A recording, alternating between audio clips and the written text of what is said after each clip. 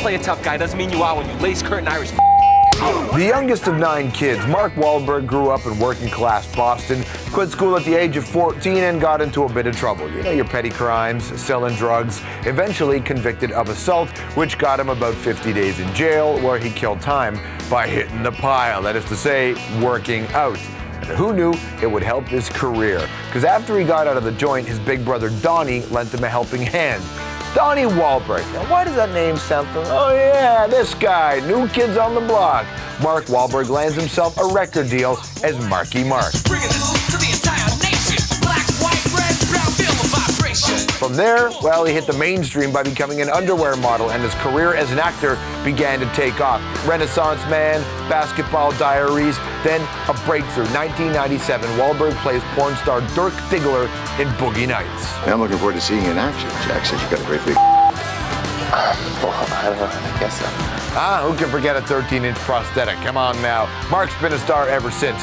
3 Kings, The Perfect Storm, Planet of the Apes, yeah, it was all right. The Italian Job, I Heart Huckabees, and the big Oscar winner, The Departed. Mark, by the way, also a producer. He drew from his own life to create a TV show about Hollywood, an actor, and his posse. It's the hit Entourage. Right now, he's starring in a new film called Shooter, where he plays Bob Lee Swagger, a former Marine sniper framed as an assassin trying to kill the president. Take off your hat and look at me.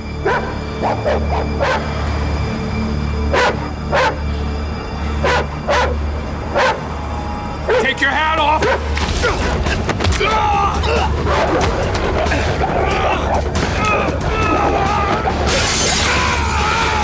Get on the ground!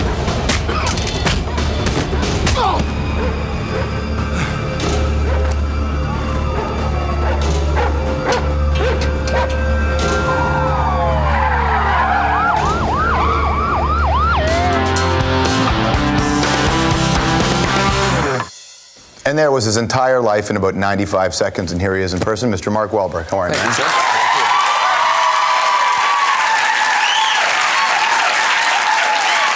You get used to this. You mean you're not used to it by now? No, I just came from Boston, and my mother likes to smack me down. Does she? Immediately, yeah. Especially after the Oscar nomination, she wanted to bring me right back to earth. Well, it's one of those things that come from being in a blue-collar family, which is just be aware of who you are, sir. Exactly. You get a lot of that? Oh yeah, definitely, and I like that. I need that. People are usually taken that I'm a tad bit humble. You know, I just want to treat people the way I'd like to be treated.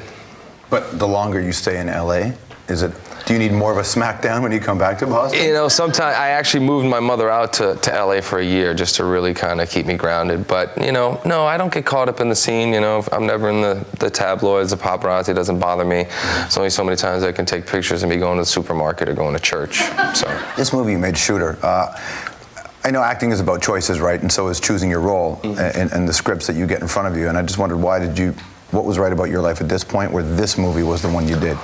Well, I got to the point where I only wanted to make the kind of movies that I wanted to see, and this is certainly one that I'd run out and see. It's right up my alley. And when I read it, it was just as smart as it was exciting and satisfying. I thought it had it all. We were setting out to do one of the commercial ones. You kind of do one for them and one for you. And we just thought, well, here, if we have something that has something to say and is entertaining, then why not? Was The Departed one for them or one for you? Departed was one for me and one for Marty. When you get a chance to work with Marty Scorsese, you got to show up. And you get an Oscar. But they didn't pay me at all. But Did you do it for scale? Was it for? I did. It was pretty cheap. I don't know if it was scale, but it was pretty cheap. But hey. I guess $10 million for Planet of the Apes. You can go. I can do one for Marty, exactly, right? Exactly. Well, then you got to do 10 for free to make up for that one. But no, you got an opportunity to work with Marty Scorsese. I don't mind cutting a check to have that opportunity. And we'll come back to Departed because I want to talk about Shooter. So for people who haven't seen it yet, you are a guy who was a shooter, a Marine. You did fine. Then you were abandoned by your government. This is all in the trailer. We're not giving anything away.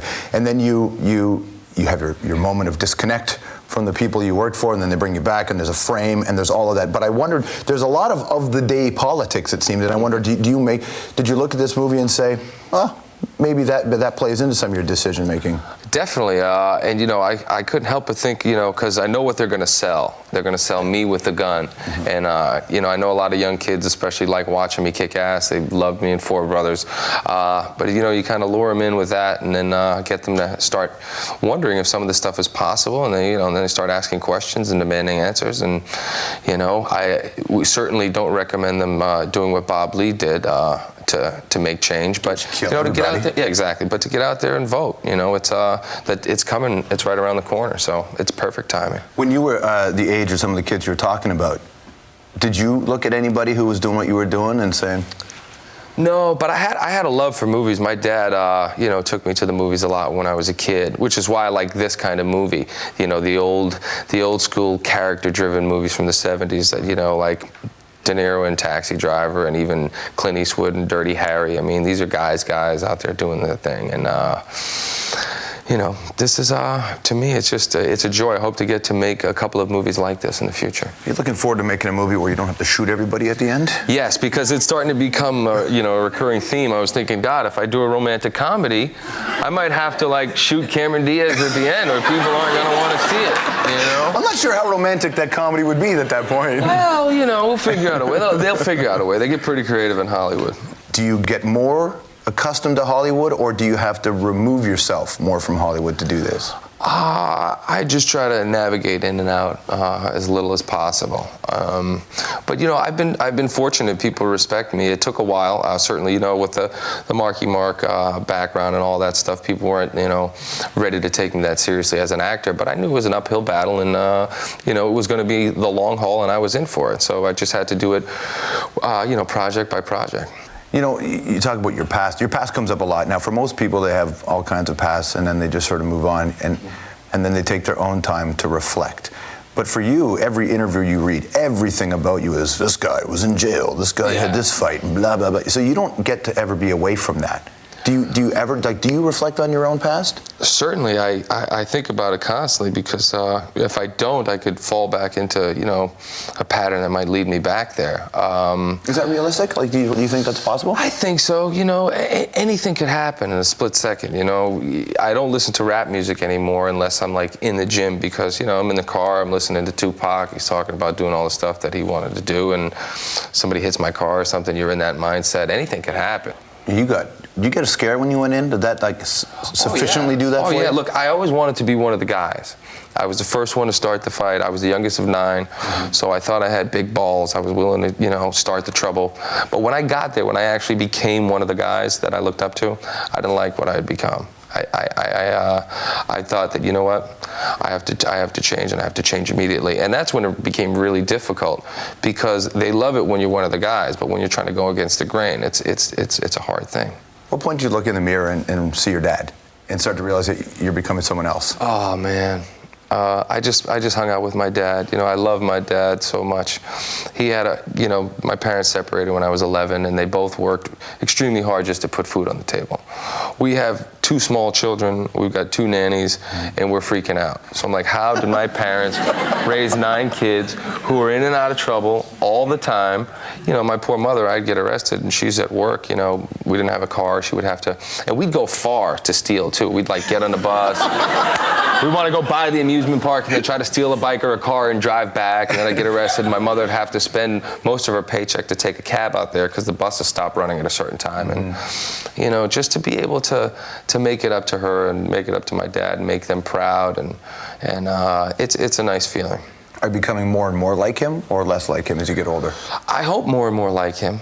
He's a great man. He doesn't take compliments very well, but he's a great man. I attribute most of my success to him. I wonder how much different your life would have been, your career would have been, had you actually got Brokeback Mountain, because you were up for that, weren't you? Yeah, I probably would have won the Oscar.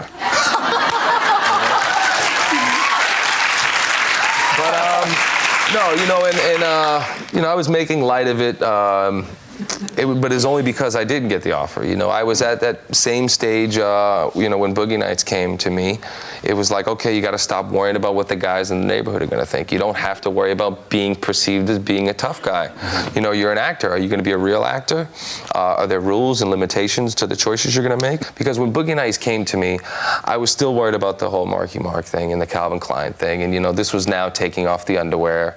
And, you know, Showgirls had come out right before that. So, you know, It's a fabulous exactly, movie. and it seemed like a good idea, but you have no guarantees going in. Then, of course, once Julianne Moore and John C. Reilly and William H. Macy and everybody else with an initial in their name signed on to make the movie, you knew it was going to be something special. And now, you know, guys in the neighborhood, they think Dirk is cool, so. Sure, why wouldn't they? And kids in the neighborhood, more importantly, think, you know what, it's cool to want to be creative, to want to be artistic in some sort of way. Or it's cool to want to be a porn star. Yeah, hey, if you got it. I don't got it. I got it in the house, in the safe. But, There you go. Oh, well. yeah. It was one of the few props that I needed to keep. You know? And every once in a while, if all the guys are around, you know, I'll pull it out. You know, Homie the Clown from Living Color is one of my favorite characters, so I'll slap somebody with it every once in a while. Thanks for coming in. Thanks for having me, George. No, my pleasure. No problem. Mark Wahlberg, everybody. All right, a lot more to come on the program. Stick around. Yeah, we'll be right back.